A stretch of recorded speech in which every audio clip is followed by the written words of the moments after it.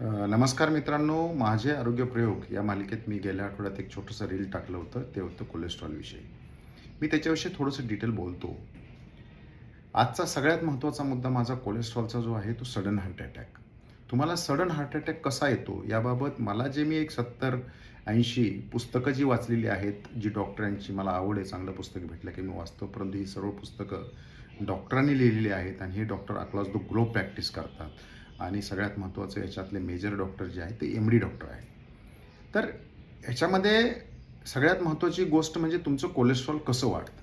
Cholesterol कसं वाढतं म्हणजे तुमच्या शरीरात तुम्ही खाल्लेलं अन्न न पचवून त्या ज्यावेळेला फॅटमध्ये स्टोरेज होतं त्यावेळेला तुमचं कोलेस्ट्रॉल वाढतं. हे सिंपल लॉजिक आहे. मग याच्यामध्ये पुढं कसं जायचं, तर पुढं असं आहे की ज्यावेळेला तुम्ही खाता, अन्नाचं पचन सुरू होतं. अन्नाचं पचनमध्ये जे कार्बोहायड्रेट असतं, त्या कार्बोहायड्रेट खाल्ल्यामुळं तुमची बॉडी इन्सुलिन सोडते आणि इन्सुलिन जे इन्सुलिन सोडते आणि मग तुमच्या शरीरातून मिळालेलं ग्लुकोज, तुमच्या शरीरातून मिळालेली साखर ज्यावेळेला सेलमध्ये जाते त्याला इन्सुलिनची गरज असते. परंतु काय होतं की तुमच्या शरीरात जो ग्लुकोजचा पूर येतो, साखरेचा पूर येतो, त्याच्यामुळे ते इन्सुलिन जे आहे ते इन्सुलिन नाराज होऊन जातं, काम करत नाही. आणि मग बऱ्यापैकी तुमच्या शरीरातलं इन्सुलिन लेवल वाढते आणि इन्सुलिन लेवल वाढल्यानंतर हळूहळू इन्सुलिन रेजिस्टन्स तयार होतं. इन्सुलिन रेजिस्टन्स तयार झाला की तुमच्या शरीरामध्ये जे एक्सेस ग्लुकोज आहे ते फॅटमध्ये स्टोअर होतं आणि हळूहळू तुमच्या पोटावर ढिरी यायला सुरुवात होते. तुमचं पोट वाढतं, तुमच्या कमरेची साईज वाढते. ज्याच्या कमरेची साईज वाढलेली आहे, ज्याचे पोट ढिरी आलेली आहे, त्याला इन्सुलिन रेजिस्टन्स आहे. म्हणजेच त्याला डायबेटीस आहे किंवा नाही, त्याला ब्लड प्रेशर आहे किंवा नाही, या गोष्टीपेक्षा तुमच्या पोटावर जर फॅट आलेला असेल, तुमच्या पोटावर जर ढिरी आलेली असेल, तर तुमचा रिपोर्ट काही असो, तुम्ही इन्सुलिन रेजिस्टन्स आहात आणि कालांतराने तुम्हाला तुमची लाईफस्टाईल विचारात घेऊन हे आजार होणार आहेत. याच्या पुढचा मुद्दा जो आहे, हा पुढचा मुद्दा म्हणजे हे स्टोरेज झालेलं फॅट जे आहे ते तुमच्या शरीरात कुठेतरी जाऊन साचतं.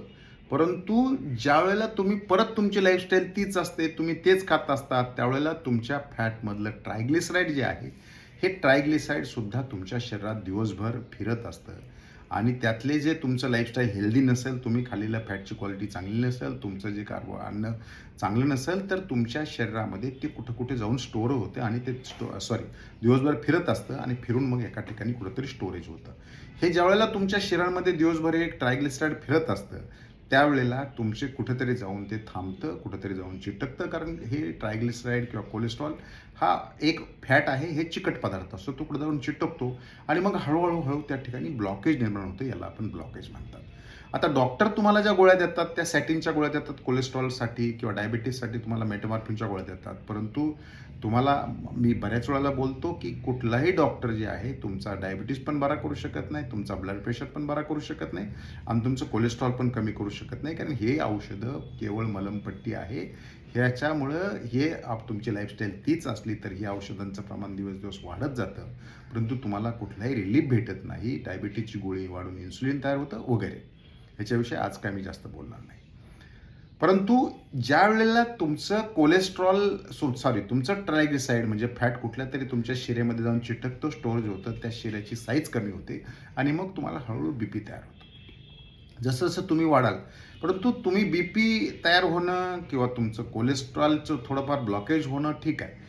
परंतु ज्यावेळेला याचं प्रमाण जास्त असतं, तुमची ढिरी जास्त असते आणि ह्या वेळेला मग अचानक सगळंच जर ब्लॉक झालं तर त्याला सडन अटॅक कसं आपण म्हणतो, असं मला ह्या पुस्तकातून वाचतं. शेवटी डॉक्टर त्याचा काय अर्थ काढणार, तुमचा डॉक्टर तुमच्या ओळखीचा असेल, तुम्ही त्याचं स्वतःचं ओपिनियन घेऊन त्याच्यावर करा. पण मला असं वाटतं की ज्यावेळेला हे सगळं दिवसभर फिरणारं ट्रायग्लिसराईड आहे ज्यावेळेला कुठेतरी थांबतं आणि हे दिवसेंदिवस ब्लॉकेज वाढत जातं, त्यावेळेला तुम्हाला त्याचं ब्लॉक होऊन तुम्हाला अचानक स्ट्रोक येतो. आजकाल एखाद्या माणसाला म्हणजे जिम करणाऱ्या माणसाला स्ट्रोक आला तर त्याच्याविषयी फार मोठी चर्चा होते. पळणाऱ्या माणसाला स्ट्रोक आला तर त्याच्याविषयी फार मोठी चर्चा होते. परंतु हार्ट अटॅक जो आहे, ह्या हार्ट अटॅकमध्ये तुम्ही जिम करता किंवा तुम्ही पळता याच्याशी काही संबंध नाही.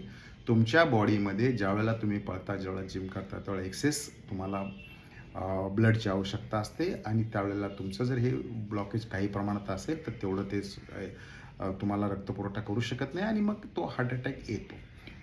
हे त्याचं खरं लॉजिक आहे असं मला एवढी पुस्तकं वाचल्यामुळं वाटतं. कारण डॉक्टर म्हणतात की आम्हाला काहीच माहीत नाही कशामुळे हार्ट अटॅक येत होतो, परंतु कुठलाही डॉक्टर तुमची लाईफस्टाईल सुधारण्याविषयी सल्ला देत नाही. त्यामुळे आपण याच्याबाबत विचार करायला पाहिजे. आता याच्या पुढचा पर्याय, मग याला करायचं काय, पर्याय काय, तर याला सिंपल पर्याय आहे. सगळ्यात महत्त्वाचं, जी आपल्या वाडवडिलांनी जी पारंपरिक लाईफस्टाईल वापरली ती म्हणजे उपवास. उपवास खरा आहे की खोटा आहे याचं एक मी मी अतिशय चांगलं उदाहरण सर्वांना देतो. ते म्हणजे 2016चं नोबेल पारितोषिक ॲटोफॅजीला मिळालं. ॲटोफॅजी म्हणजे सेल्फ ईटिंग, म्हणजे शरीरातल्या ज्या तुमच्या सेल्स असतात, ज्यावेळेला शरीराला काहीच खायला मिळत नाही तेव्हा शरीर त्या सेल्स खातं. आणि कुठल्या सेल्स खातं, तर त्या आजारी सेल्स ज्या आहेत त्या आजारी सेल्स खातं. परंतु ॲटोफॅजी जनरेट होण्यासाठी तुम्हाला 18 ते 24 तासाचा कालावधी लागतो. आपण ज्यावेळेला 2 तासांनी 4 तासांनी खात असतो त्यावेळेला तुमचं बॉडीतलं ग्लुकोज जे आहे ते स्टोअर्ड ग्लुकोज आहे. ते मी नेहमी सांगतो की तुमच्या मसलमध्ये 400 आणि लिव्हरमध्ये 200, हे मिनिमम 600 ग्रॅम ग्लुकोज जे स्टोअर असतं, ते ग्लुकोज जोपर्यंत तुमचं रिसेट होत नाही, ते ग्लुकोज जोपर्यंत तुमचं संपत नाही, तोपर्यंत तुमच्या बॉडीची इन्सुलिनची पातळी खाली येत नाही आणि तोपर्यंत तुम्हाला भूक लागायची थांबत नाही. भूक लागणं हे मोठं शुक्लाष्टक आहे, कारण ज्या वेळेला तुमच्या बॉडीची ग्लुकोज लेवल खाली येते, ज्या वेळेला तुमच्या बॉडीमध्ये ग्लुकोज लेवल खाली आली का भूक लागते, त्यावेळेला तुमचं इन्सुलिन लेवल पण खाली येते. आणि इन्सुलिन लेवल खाली येऊन किती येणार, कारण ती इन्सुलिन लेवल जास्त असते. ज्यावेळेला आपण दुधाचा किंवा साखरेचा चहा पितो, ज्यावेळेला काहीतरी आपण नाश्ता करतो, त्यावेळेला परत बॉडीमध्ये इन्सुलिन बॉडी रिलीज करते, परत शुगर वाढते आणि तुम्हाला मग यावेळेला ज्यावेळेला ही क्रिया चालते त्यावेळेला गेरिन नावाचं हार्मोन तुमचं सिक्रेट होतं आणि गेरिन नावाचं हार्मोन सिक्रेट झालं का तुम्हाला कडून भूक लागते. गेले वर्षापेक्षा जास्त, म्हणजे जवळपास 12 महिन्यापेक्षा 13-14 महिने मी आजकाल फास्टिंग करतो. भूक लागणे हा प्रकार माझ्या आयुष्यातून संपून गेला. मला भूकच लागत नाही. त्याचं कारण असे की मला भूक लागत नाही, कारण माझ्या बॉडीतलं इन्सुलिन जे आहे ते इन्सुलिन अतिशय कमी आहे. दुसरी महत्त्वाची गोष्ट आहे की ज्यावेळेला तुम्ही फास्टिंग करता, ते पण मी आपल्याला सांगून ठेवतो, ज्यावेळेला फास्टिंग करता त्यावेळेला तुमच्या शरीरातलं जे स्टोर्ड ट्रायग्लिसराईड आहे, स्टोर्ड फॅट आहे, साठवलेले जे फॅट किंवा ट्रायग्लिसराईड आहे, ते तुमच्या ब्लड स्ट्रीममध्ये येतं आणि ब्लड स्ट्रीममध्ये वापरलं जातं. म्हणजे जे तुमच्या ब्लॉकेजसाठी वापरलं गेलं होतं, जे कुठेतरी जाऊन साचलं होतं, ते बॉडी परत घेऊन वापरते. त्यामुळे तुमच्या शरीरातली ब्लॉकेज कमी होतात. परंतु कधी-कधी, अजून एक गोष्ट सांगतो, कधी-कधी तुमच्या शरीरातल्या ट्रायग्लिसराईडची लेवल किंवा तुमच्या शरीरातल्या ट्रायग्लिसराईडची नाही म्हणता येत, परंतु कोलेस्ट्रॉलची लेवल, टोटल कोलेस्ट्रॉलची लेवल तुमची कदाचित जास्त दाखवू शकते. परंतु हे असाच प्रकार आहे, ज्यावेळेला धरण फुटतं त्यावेळेला तुमचं पाणी जसं वेगाने खाली व्हायला लागतं, तसं तुमचं स्टोर्ड जे ट्रायग्लिसराईड आहे, स्टोर्ड कोलेस्ट्रॉल आहे, ते तुमच्या ब्लड स्ट्रीममध्ये येतं. त्यामुळे रिपोर्टमध्ये थोडाफार बदल होतो. परंतु याच्यामध्ये एक गोष्ट महत्त्वाची आहे, ती लक्षात ठेवा, याच्यामध्ये कोलेस्ट्रॉलमधले चांगले पार्टिकल म्हणजे हाय डेन्सिटी जी आहे ते हाय डेन्सिटी वाढते. त्यामुळे याच्याविषयी सुद्धा आपल्याला घाबरण्याचं कारण नाही. परंतु तुम्हाला कुठलेही, म्हणजे तुम्हाला छातीमधली जळजळ, अंजायना हे जे असेल, हे मात्र तुमचं कमी होतं. मी आपणाला परत एकदा सांगतो की फास्टिंगची सवय लावणं अतिशय सोपं आहे. संध्याकाळी तुम्ही जर 4-5 वाजता जेवला तर त्यानंतर तुम्ही शक्यतो जेवण स्किप करा. रात्री 9-10 वाजता तुम्हाला थोडी भूक लागेल. भूक लागल्यानंतर तुम्हाला असं दिसेल की तुम्हाला झोप येत नाही, तसंच बेडवर पडून राहा. तुम्हाला 10-11 वाजता झोप येईल, परंतु लागणारी झोप अतिशय छान असते.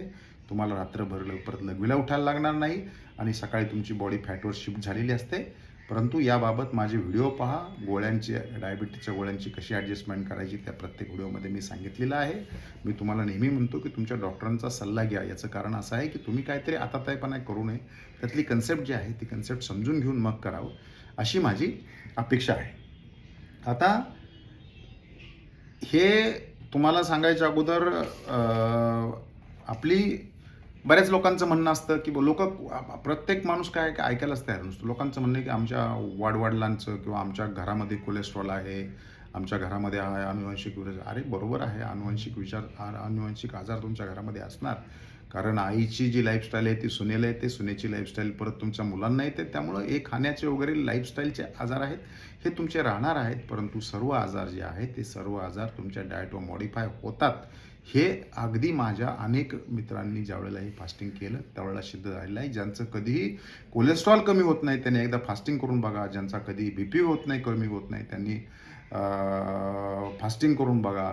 ज्यांना असं वाटतंय की माझं फॅटी लिव्हर आहे, मी काहीच केलं तरी कमी होत नाही, तर त्यांनीसुद्धा फास्टिंग करून बघा. ज्यांना डायबिटीस आहे त्यांनीसुद्धा फास्टिंग करून बघा. परंतु फास्टिंग करताना डायबिटीसवाल्या माणसाला गोळ्या घेता येत नाही, नाहीतर त्याची शुगर कमी होते. त्यामुळं फास्टिंगमध्ये डायबिटीसच्या माणसाला जेव्हा फास्टिंग करायचं असेल त्याच्या गोळ्या कशा बंद करायच्या याबाबत आपल्या डॉक्टरांना विचारा आणि माझी पद्धत बघा. परंतु एक गोष्ट लक्षात ठेवा, की सडन हार्ट अटॅकच्या विषयी आपण आज बोलतोय.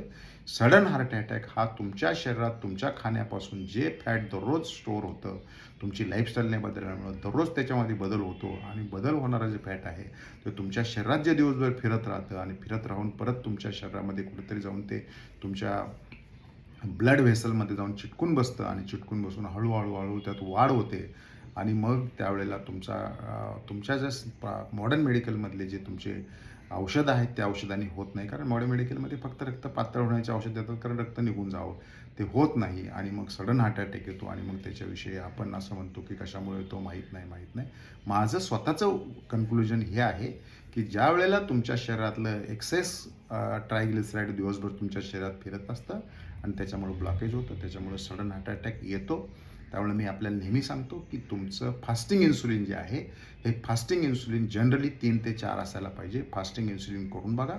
फास्टिंग इन्सुलिन तुमचं कमी असेल आणि तुमची शुगर अगदी 120 जरी असेल, तरी तुम्हाला फार धोका नाही. ते तुम्ही रिव्हर्स करू शकता. फास्टिंग तुम्ही केल्यामुळं तुमची शुगर पण कमी होते, तुमची शुगर नॉर्मलला येते, ब्लड प्रेशर नॉर्मलला होतं. फक्त फास्टिंगच्या ट्रिक मी माझ्या अनेक यूट्यूबच्या व्हिडिओमध्ये दिल्या आहेत.